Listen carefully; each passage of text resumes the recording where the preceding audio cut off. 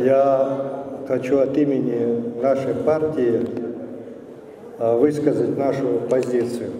Она заключается в том, что мы вошли в объединение политических сил оппозиционных, которые высказали определенное свое мнение по поводу нынешней власти. Оно заключается в том, что нынешняя власть во главе с президентом Раулем Хаджиба оказалась несостоятельной. И в связи с этим мы потребовали его досрочной отставки. Почему мы приняли такое решение? Мы, политическая партия «Единая Абхазия», исходили из того, что, совершив в 2014 году известные нам неконституционные действия и придя к власти, нынешний президент никак не улучшил ситуацию, если не ухудшил. Тогда для чего нужны были все эти действия, для чего нужно было силой приходить к власти, если не сделано ничего на пользу общества и народа? Все обещания, в которые мы поверили, часть нашего общества, значительная часть, большая часть общества, оказались просто обманом.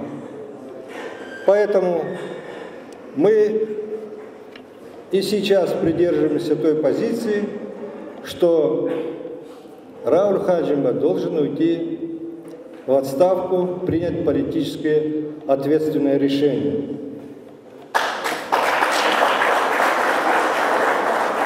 Что касается темы, обсуждаемой сегодня в этом собрании, о том, что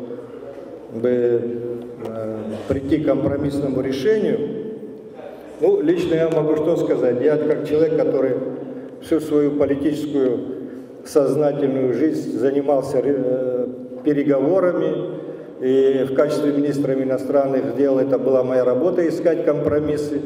Я, конечно, не исключаю, что можно договариваться и по этому вопросу тоже, но для этого должна быть политическая мудрость у руководства, ответственность перед своим народом, чего мы, к сожалению, не видим. Поэтому я не очень верю в то, что вот эти обращения разумные, которые были сделаны городским собранием города Сухум, Цандрипше, вот я слышу, еще, очевидно, будут многие, потому что очень многие поддерживают это такое компромиссное решение. Я очень мало верю в том, что власть способна принимать такие политически взвешенные решения. Если бы она была способна на такие действия, мы бы увидели много позитивных шагов, наверное, но мы этого не видим, к сожалению.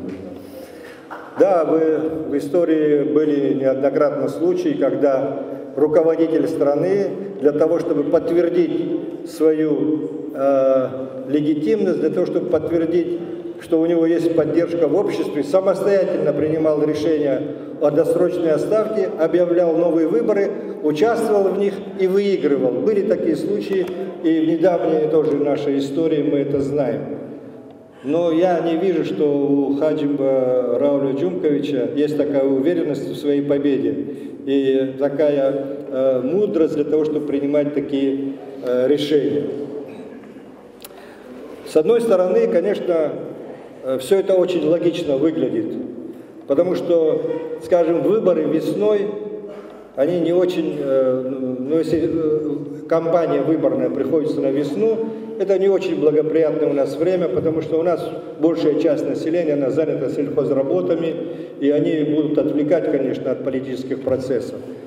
Если выборы летом, как это сейчас получилось, а получилось это в результате того, что у нас были события 2014 года, и передвинули они выборы, которые у нас всегда происходили осенью. Лето, конечно, самая неподходящая пора для того, чтобы вот участвовать в этой политической выборной кампании, потому что все люди ждут курортного сезона. Это самая большая, так сказать, надежда всего нашего общества для того, чтобы решать какие-то материальные вопросы. Если говорить об осени, то и это тоже не очень подходящая пора, потому что осенью тоже сбор урожая, многие ждут мандарин, там хурма, другие фрукты, овощи. Самое подходящее для нас время – это зима. Мы южная страна, у нас зимой прекрасные погоды бывают в декабре, в январе, солнечные погоды, когда снег выпадает в горах, устанавливаются стабильно хорошие погоды. Вот это время самое удобное для проведения, конечно, кампании выборной. И на начало весны объявить можно выборы, но еще раз повторяю, да, и это можно было бы такое решение принять и навсегда установить вот такую дату проведения выборов на начало весны.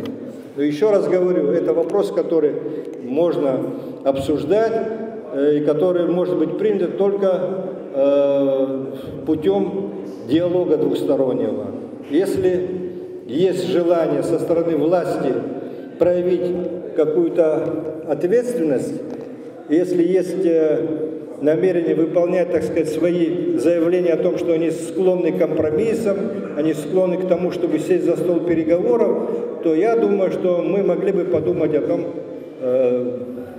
как найти решение, которое сняло бы напряженность, которая сегодня существует в обществе.